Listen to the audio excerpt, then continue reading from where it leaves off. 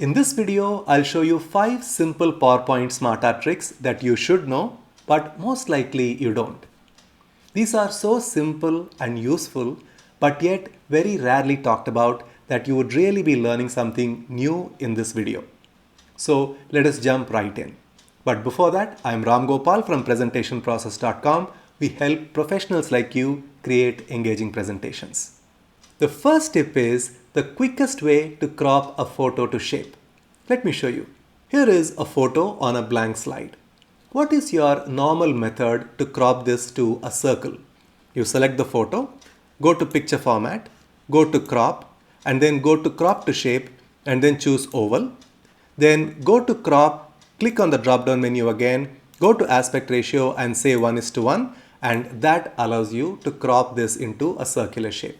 Now let me show you a much smarter method. First, you select the picture, go to picture format, go to picture layout and choose one of the PowerPoint SmartArt layouts. I select this one. Now we don't really require the SmartArt, so I select the picture, press Ctrl X to cut it, then you select the bounding box, delete it, press Ctrl V to recall the picture that you cut, and now we have a beautifully circular picture. Now if I want this cropped into a square or a hexagon, I can do so exactly the same way. I select this, go to picture format, picture layout, and I choose one of the layouts that has the desired shape. For example, if I want a square, I can choose this, and I have this beautiful square, press Ctrl X, and I don't need this SmartArt. I press Ctrl V and it is now in a square shape. If I want it in a hexagonal shape, I go to the one which has the hexagonal shape like this, select this, press Ctrl X, and I don't need the SmartArt, delete and press Ctrl V, and we have the hexagonal shaped crop. It is that easy for us to do cropping with SmartArt. Now the best part is this trick goes to the next level when you have multiple pictures to crop. Let me show you. Here I have 5 different pictures, all of them in different dimensions. First, I select all of them by pressing Ctrl A, then go to picture format, picture layout, and I choose this option here, and I have all of them cropped in a proper circular shape. I select just the pictures while holding the Control button, and that allows me to select all the pictures, press Ctrl X to cut them. I don't need the SmartArt anymore. I delete, press Ctrl V to put them back all again on the slide. Then I can go to picture format and I can choose the specific size. For example, I want them all to be, say, 5 inches in width and 5 inches in height. I select that dimension and I have all of them in a proper, consistent circular format. Isn't that beautiful? So that was the first tip. Now this brings us to the second tip, which is related to the first tip. The tip is to know how to reposition the cropped area in SmartArt picture layout. Let us take this SmartArt picture. And you see that the picture is not properly positioned. I would like to have the focus to be on this person and not on the wall like this. So what do? The first step is to click on the picture. At this point, you don't really see many options here. Now I go to picture format, then click on this crop icon, and suddenly magic happens. Now I see parts of the original picture, so I can reposition and resize my focus. So I can click and drag from the corner to expand the photo. Now I can click and drag that photo to reposition my focus like this, and that looks perfect. Now I click outside and the repositioning is done. It is such an important tip that every SmartArt user should know, but rarely is told how to. The next useful tip is to know how to write your bullet points the right way so you can convert those bullets into a proper SmartArt diagram. Let me show you what I mean by this. Here is a typical timeline slide that you see in most presentations. We have the year and the event.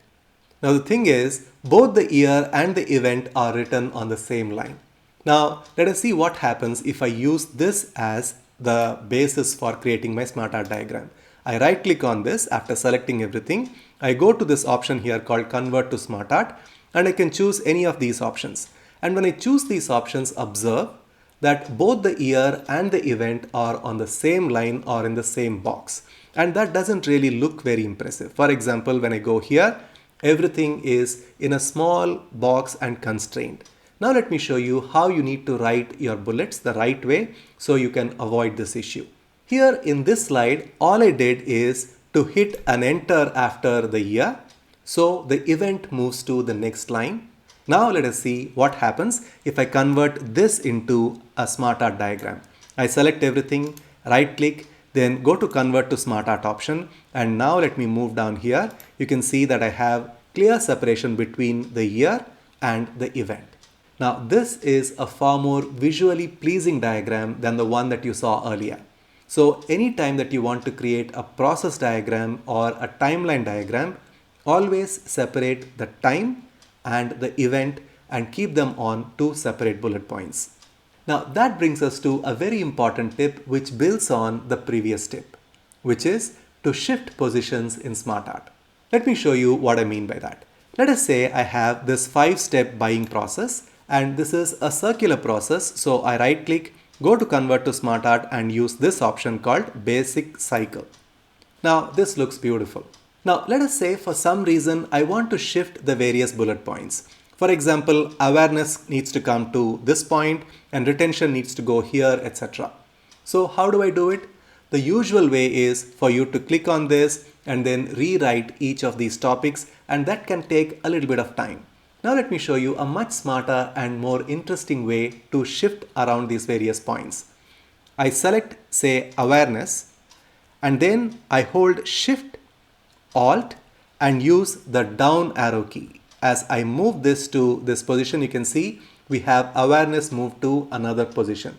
And let us say I want to move advocacy up. So I hold Shift, Alt, and use the up arrow key, and this is now the second bullet point. So anytime you want to interchange the steps in a diagram in SmartArt, all you need to do is to go to the text pane of the SmartArt and then use the shortcut called Shift, Alt, and either use up or down arrow keys. Now that brings us to the fifth and final SmartArt tip, which is to change the shape of the individual elements inside a SmartArt diagram. Let me show you why you would do this. Here is a diagram that we just created. It's a beautiful 5-step circular process. The diagram looks beautiful, but there is a problem. The font size is too small for the audience. So how can we rectify the situation? The amateurish way of doing it is to select the individual text elements and then to increase the font size like so. This is a very inefficient way of doing it. So let me press Ctrl Z to get back to the original position. To increase the font size of all the text elements inside a SmartArt diagram, all you need to do is to click on the bounding box, then go to increase the font size like so, and that is uniformly increased. And now you can see that the text is far more readable. But then there is another problem because of this change. As you can see, we have some of the words folded into 2 lines. And that makes it even more difficult for the audience to understand the terms. So how can we remedy this situation?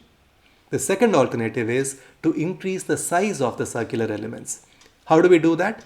Very simple again. Hold the Shift button down and select all the elements that you want to increase the size of.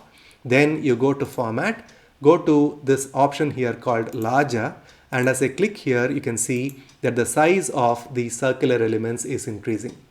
Now we have pretty much solved the issue for all the circles, but there is still one circle which has a folded term.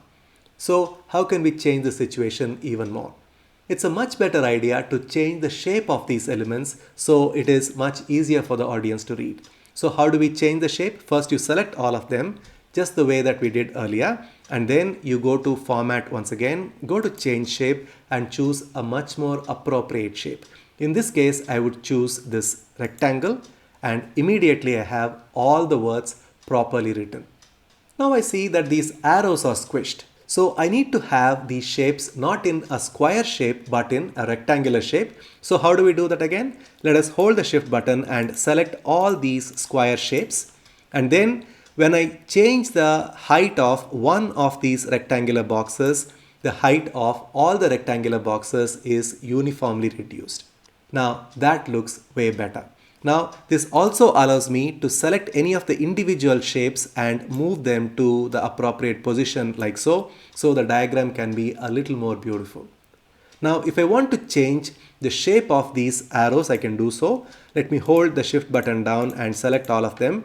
Instead of the usual arrow shape here, I can choose this one called as arrow pentagon. Now this looks way better. And if I want to change the size of this, I can hold the shift button and I can reduce the size like so. And if I want to change the orientation of any individual element, I can change like so. So you can create your diagram just the way you want. A lot of the people who use SmartArt don't know these basic adjustments that you can do, and this really gives you a lot of freedom in using SmartArt the right way. Now, what I've shown you is just 5 simple tips of how you can work better with SmartArt. In fact, we have an entire course on how to work with SmartArt the right way inside our PowerPoint Mastery program. The program is a collection of 34 such in-depth courses that allow you to explore PowerPoint in the deepest way possible. The link to the program is in the description box below the video. You can click on the link and check more details. While we are in the subject of SmartArt, I have created other videos that help you work with SmartArt better.